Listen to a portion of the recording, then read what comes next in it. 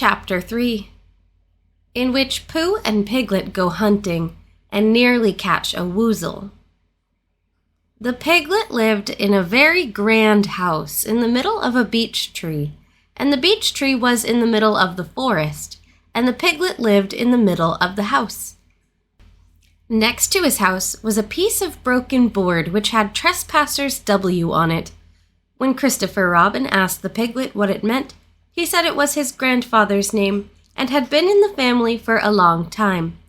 Christopher Robin said you couldn't be called Trespassers W, and Piglet said yes, you could, because his grandfather was, and it was short for Trespassers Will, which was short for Trespassers William.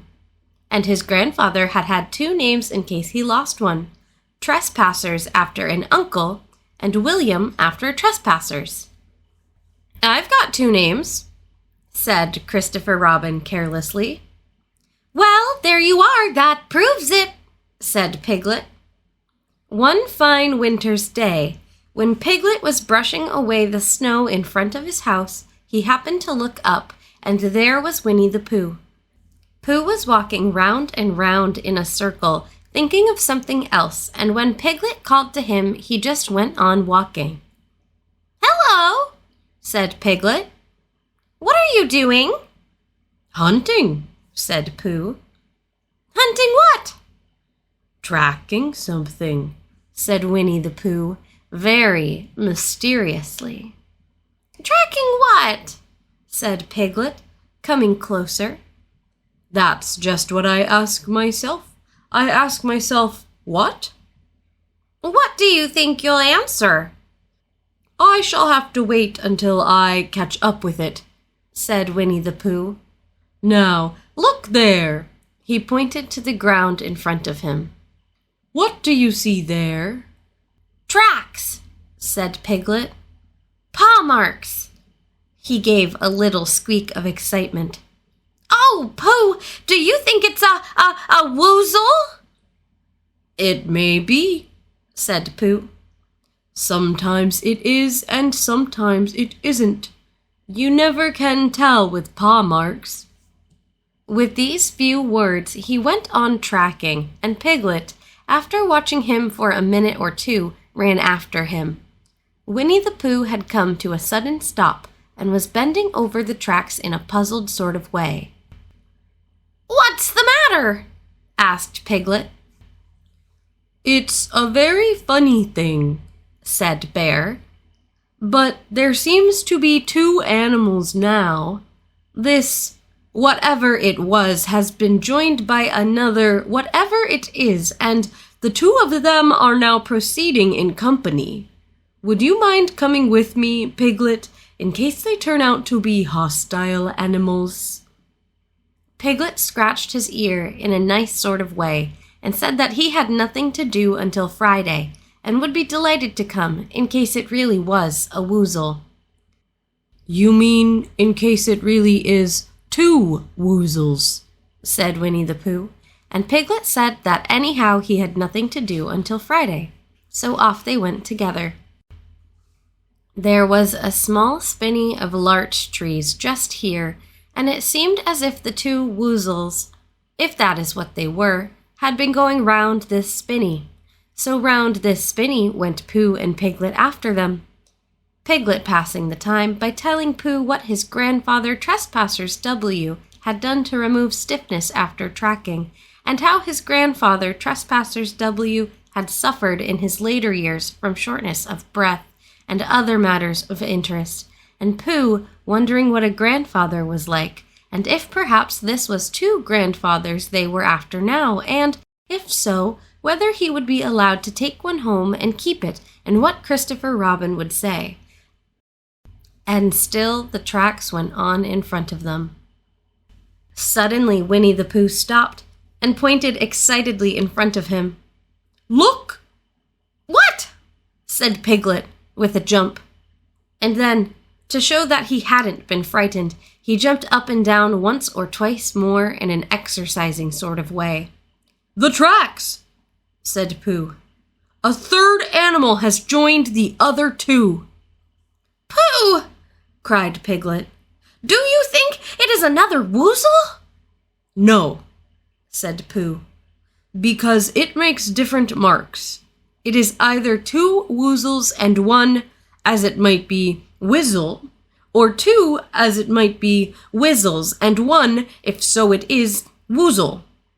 Let us continue to follow them." So they went on, feeling just a little anxious now, in case the 3 animals in front of them were of hostile intent. And Piglet wished very much that his grandfather T.W. were there instead of elsewhere, and Pooh thought how nice it would be if they met Christopher Robin suddenly, but quite accidentally, and only because he liked Christopher Robin so much. And then, all of a sudden, Winnie the Pooh stopped again and licked the tip of his nose in a cooling manner, for he was feeling more hot and anxious than ever in his life before. There were 4 animals in front of them. "Do you see, Piglet? Look at their tracks. 3, as it were, woozles, and 1, as it was, whizzle. Another woozle has joined them." And so it seemed to be. There were the tracks, crossing over each other here, getting muddled up with each other there, but quite plainly every now and then, the tracks were 4 sets of paws. "I think," said Piglet, when he had licked the tip of his nose too, and found that it brought very little comfort. "I think that I have just remembered something. I have just remembered something that I forgot to do yesterday and shan't be able to do tomorrow. So I suppose I really ought to go back and do it now." "We'll do it this afternoon, and I'll come with you," said Pooh. "It isn't the sort of thing you can do in the afternoon," said Piglet quickly. "It's a very particular morning thing that has to be done in the morning and, if possible, between the hours of— what would you say the time was?"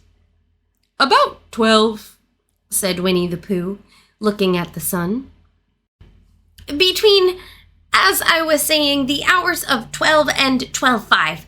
So really, dear old Pooh, if you'll excuse me, what's that?" Pooh looked up at the sky, and then, as he heard the whistle again, he looked up in the branches of a big oak tree, and then he saw a friend of his. "It's Christopher Robin," he said. "Ah, then you'll be all right," said Piglet. "You'll be quite safe with him. Goodbye." And he trotted off home as quickly as he could, very glad to be out of all danger again. Christopher Robin came slowly down his tree. "Silly old bear," he said. "What were you doing? First you went round the spinney twice by yourself, and then Piglet ran after you, and you went round again together, and then you were just going round a 4th time." "Wait a moment," said Winnie the Pooh, holding up his paw. He sat down and thought, in the most thoughtful way he could. Then he fitted his paw into one of the tracks, and then he scratched his nose twice and stood up. "Yes," said Winnie the Pooh. "I see now," said Winnie the Pooh. "I have been foolish and deluded," said he, "and I am a bear of no brain at all." "You're the best bear in all the world," said Christopher Robin soothingly. "Am I?" said Pooh hopefully, and then he brightened up suddenly. "Anyhow," he said, "it's nearly luncheon time." So he went home for it. Thank you for listening to Kelly Pry Audio Productions. Please consider liking and subscribing. For all business inquiries, please email kpryaudio@gmail.com.